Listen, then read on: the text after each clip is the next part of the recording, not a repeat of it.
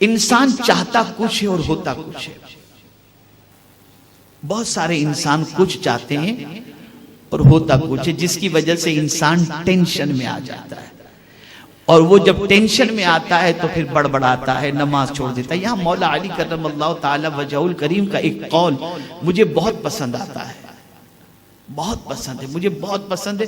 اور میں اکثر کبھی کوئی اس ٹاپک پر گفتگو کرتا ہوں تو سیدنا علی کرم اللہ تعالی وجہہ الکریم کا یہ قول ضرور میں پیش کرتا ہوں. ایک انسان پر جب ٹینشن آتی ہے، مصیبتیں آتی ہیں، پریشانیاں آتی ہیں، تو وہ انسان یہ سوچتا ہے کہ یہ میرے گناہ کی سزا ہے. چونکہ گنہگار تو ہر کوئی ہے، تو وہ یہ تصور کرتا ہے کہ گناہ کی سزا ہے. اور قرآن کی طرف سے اگر دیکھیں تو یہ بھی فرمایا گیا، جہاں یہ فرمایا گیا ما اصابک من مصیبت فبما کسبت ایدیکم، جو مصیبتیں تمہیں پہنچتی ہیں وہ تمہارے ہاتھوں کی کمائی ہے. اور دوسری طرف قرآن یہ بھی کہتا ہے کہ وَلَنَبْلُوَنَّكُمْ بِشَيْءٍ مِّنَ الْخَوْفِ، ہم تمہیں آزمائیں گے. تو مولا علی کرم اللہ تعالی وجہہ الکریم سے پوچھا گیا کہ حضور یہ بتائیے کہ قرآن کہتا ہے کہ جو مصیبتیں تمہیں پہنچتی ہیں وہ تمہارے ہاتھوں کی کمائی ہے، اور دوسری طرف قرآن کہتا ہے کہ ہم تمہیں آزماتے ہیں.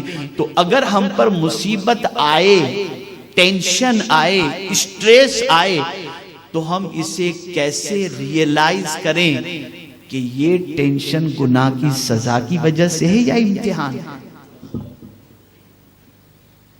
یہ ٹینشن گناہ کی وجہ سے ہے یا یہ ٹینشن اللہ کی طرف سے امتحان ہے؟ بڑی پیاری بات مولا علی نے فرمائی. ارشاد فرمایا جب تمہیں ٹینشن آئے اور خدا کا راستہ تم چھوڑ دو اور گناہ میں پڑ جاؤ تو یہ سزا ہے.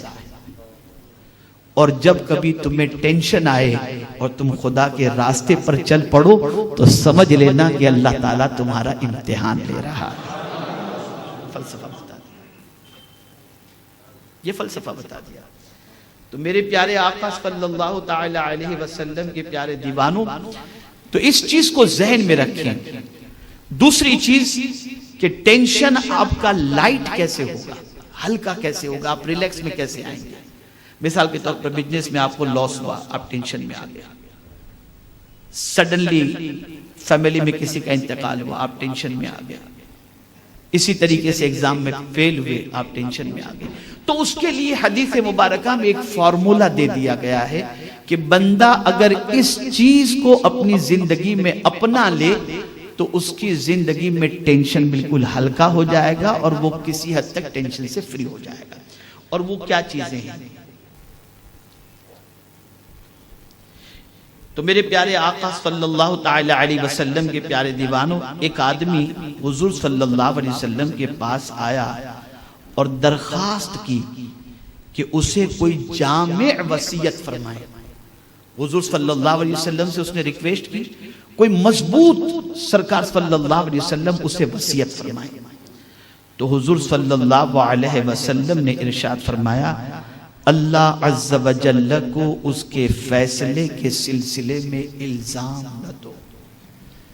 یعنی اس نے تمہارے بارے میں جو فیصلہ کر لیا تو اس فیصلے کو خاموشی سے قبول کر لو، اس پر الزام نہ دو. اب شاید یہ آپ کو گاڑا لگا ہو، میں تھوڑا سا ایزی کر کے آپ کو سمجھاؤں. ایک بڑھیا تھی، راستے سے جا رہی تھی، اس کے پیر کا ناخن نکل گیا. وہ مسکرانے لگی.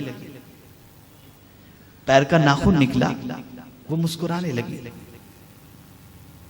لوگوں نے کہا مائی تجھے درد نہیں ہوتا؟ تو پھر اور مسکرانے لگی. کہا نہیں مجھے درد نہیں ہوتا. کب پیر کا ناخن نکل گیا، خون نکل رہا ہے اور تجھے درد نہیں ہوتا؟ کہا نہیں مجھے درد نہیں ہوتا. اس نے کہا مائی کیسے تجھے درد نہیں ہوتا؟ اب جواب سن. وہ عورت کہتی ہے بڑھیا کہ تم مجھے یہ بتاؤ کیا میں یہ چاہتی تھی کہ میرے پیر کا ناخن نکلے؟ توجہ چاہوں گا. وہ عورت پوچھتی ہے کیا میں یہ چاہتی تھی کہ میرے پیر کا ناخن نکلے؟ اس نے کہا نہیں. تو کہا پھر کس کے چاہے سے نکلا؟ اس نے کہا اللہ کے چاہے سے. تو کہا میں مسکراتی اس لیے ہوں کہ میری چاہت سے بڑی میرے مولا کی چاہت ہے. اگر وہ ناخن نکال کر خوش ہو رہا ہے تو میں مسکرا کر اس سے کہہ رہی ہوں میرے مولا تو جس میں خوش ہے میں بھی آپ سے خوش ہوں. تو ٹینشن کا پہلا سولیوشن یہ ہے کہ آپ کو زمانے میں جتنے بھی اپ اینڈ ڈاؤن آئیں آپ اللہ کا فیصلہ سمجھ کر اسے قبول کر لیجئے. البتہ ارشاد ہے کہ ہاں آپ اس کے ریزن کو تلاش کرو, اس کے اسباب کو تلاش کرو اور اس کے اسباب کو دور کرنے کی کوشش کرو, اور ان چیزوں کے اندر اگر آپ کو جہاں اپنی خامی اور غلطی نظر آتی ہو اس کا کریکشن کر لو تاکہ آئندہ تم بڑے کسی ٹینشن سے بچ سکو. لیکن آپ پرفیکٹ ہیں, آپ نے سب کچھ اپنا کیلکولیشن بھی پرفیکٹ کیا اور اس کے بعد کوئی چیز ہوئی تو آپ کو یہ سمجھ لینا چاہیے یہ مولا کا فیصلہ تھا اور اس کا فیصلہ بالکل حق ہے. اس کے فیصلے کو